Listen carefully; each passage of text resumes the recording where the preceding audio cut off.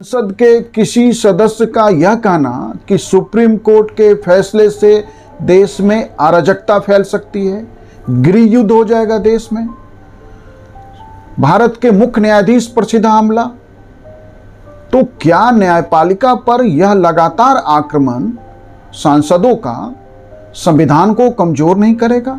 क्योंकि संविधान के संरक्षक की भूमिका संविधान ने न्यायपालिका को दी है।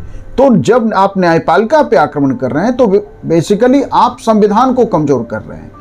न्यायपालिका को कमजोर करने के लिए यह जो आक्रमण किया जा रहा है उसके पीछे कुछ उद्देश्य हैं कि लोगों के बीच न्यायपालिका को कमजोर करना, न्यायपालिका का जो जन समर्थन है उसे कम करना कार्यपालिका चाहती है। क्यों चाहती है कार्यपालिका? तो देखिए कि इसकी घटनाक्रम तो ये बहुत बरसों से या कहिए कई दशकों से चल रहा है कि कार्यपालिका न्यायपालिका को अपने नियंत्रण में लाना चाहती है। लेकिन अभी हाल में जब सुप्रीम कोर्ट के 2 जज JB पारदीवाला और R महादेवन की पीठ ने राज्यपाल और राष्ट्रपति के अधिकारों के लिए समय सीमा तय किया, वहां से ये जो है यह आक्रमण तेज हो गया है।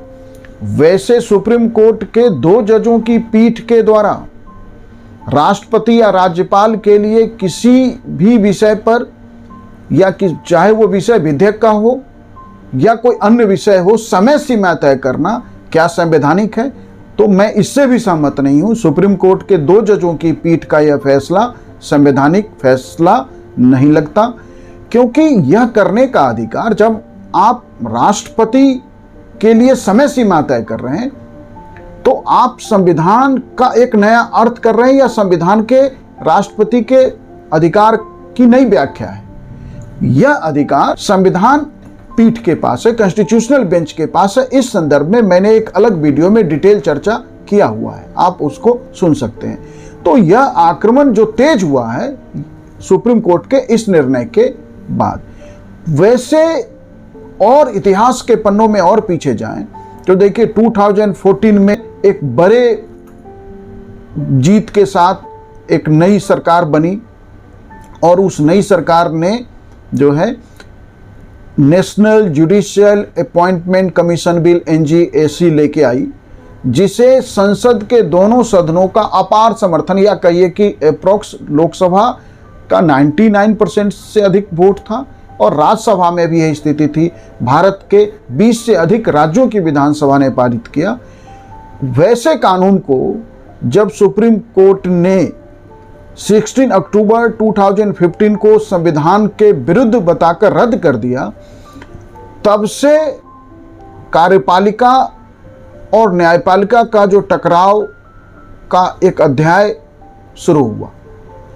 वैसे ये इस अध्याय की शुरुआत तो इतिहास के पन्नों में और जाए पीछे तो बहुत पहले हो गई थी कि देखिए कि जब हमारे देश में शुरू में सुप्रीम कोर्ट ने यह स्टैंड लिया कि संसद के बनाए कानून, संसद के लिए गए फैसले में हम हस्तक्षेप नहीं करेंगे, क्योंकि सुप्रीम कोर्ट ने आरंभ में यह स्टैंड लिया कि भारत ने ब्रिटिश मॉडल को अपनाया है, जिसमें संसद की सर्वोच्चता तो भारत ने नहीं अपनाया लेकिन लगभग संसद की सर्वोच्चता वाली स्थिति है।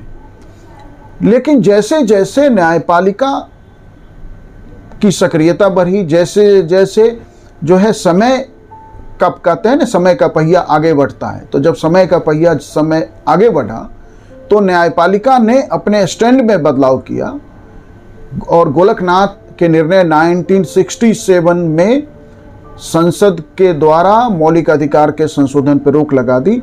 यहाँ से जो है इतिहास के पन्ने में यदि जाए तो यहाँ से कार्यपालिका और संसद एक तरफ बनाम न्यायपालिका का जो संघर्ष या द्वंद्व जो शुरू हुआ वो जारी है, जो अब असंवैधानिक हो रहा है या सीमाएं लांघ रहा है। इसी कड़ी में जब संसद ने गोलकनाथ के निर्णय को निष्प्रभावी करने के लिए संविधान में संशोधन किया, इसे चुनौती दी गई केशवानंद भारती केस में, और केशवानंद भारती केस में सुप्रीम कोर्ट के 13 जजों की बेंच ने जो है बहुमत के फैसले से उस संवैधानिक तंत्र को जिसके माध्यम से संसद ने न्यायपालिका को कमजोर करने के लिए संविधान में संशोधन किया था, उसे रद्द कर दिया। तो ये जो टकराव का पहला अध्याय जिसमें न्यायपालिका की जीत हुई, और फिर उसके बाद देश में कमजोर सरकारों का दौर आया, तो न्यायपालिका की सर्वोच्चता बनी रही। फिर से एक लंबे गैप के बाद जब 2014 में फिर से एक अच्छी खासी बहुमत की सरकार बनी, तो न्यायपालिका बनाम कार्यपालिका और संसद का संघर्ष का ये जो दूसरा अध्याय है फिर से शुरू हुआ। क्या इस बार संसद न्यायपालिका पे नियंत्रण स्थापित करने के अपनी कोशिश में कामयाब हो जाएगी? देखिए, नहीं हो सकता। इस बार भी जीत न्यायपालिका की होगी, क्योंकि न्यायपालिका के साथ संविधान की ताकत है, न्यायपालिका के साथ जनता का विश्वास है। जनता संसद के सदस्यों को अवश्य चुनती है, लेकिन जनता का विश्वास न्यायपालिका पे है। कारण क्या है? कारण है भारत की राजनीति का चरित्र। भारत की राजनीति का जो चरित्र है, उसमें हम मतदाता मत तो देते हैं, सांसद को लोकसभा के एमपी चुनते हैं, विधानसभा के एमएलए चुनते हैं। हम शहरों में रहते हैं तो नगर पालिका के लिए चुनाव करते हैं, गांव में रहते हैं तो पंचायत के लिए मतदान करते हैं। लेकिन चुने हुई व्यवस्था में जो लोग चुन के आते हैं, उनके साथ जो जनता का व्यवहार है, उसके कारण जनता उन पर विश्वास नहीं करती। न्यायपालिका संविधान की संरक्षक है, और न्यायपालिका बनाम जो इस संसद का संघर्ष है, जीत इस बार भी न्यायपालिका की होगी। जितनी कोशिश कर ली जाए संसद के द्वारा, संसद के सदस्यों के द्वारा न्यायपालिका को कमजोर करने का, न्यायपालिका को बदनाम करने का, न्यायपालिका को अंडरमाइन करने का, इस कोशिश में सफलता नहीं मिलेगी। न्यायपालिका भारत के संविधान की संरक्षक है, न्यायपालिका गार्जियन ऑफ द कॉन्स्टिट्यूशन है, न्यायपालिका last hope of the citizen है। Thank you.